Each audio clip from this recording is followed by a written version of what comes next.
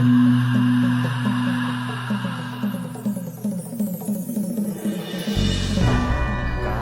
ยวาจาจิตตังอาหังวันทานาคาที่พอดีสีสุดโพวิสุทธิเทวาภูเชมิกายวาจาจิตตังอาหังวันทานางพญานาคินีสีปฐมมาวิสุทธิเทวีภูเชมิเมตัญจามหาลาโภปิโยนาคอันทาปริทัง นะโมตัสสะเกศหูอาเป็นที่ถึงท่านเทหมายถึงเจ้าดวงแก้วไว้สามย่อมานุแก้ววันท่าขั้นท่ามาล่าบูซายอดแก้วอันประเสริฐ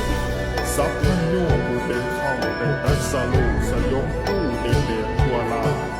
โอมสีวันท่าขอพรมหานาโคสีสุดโคพ่อหลันประเสริฐให้เกิดมงคลมหัศจรรย์ในทั่วลาจงสำเร็จไม่กินดังพ่อนั้นด้วยดินท่าบารมีธรรมรักษาเขี้ยวข้าปราศจากอุบาท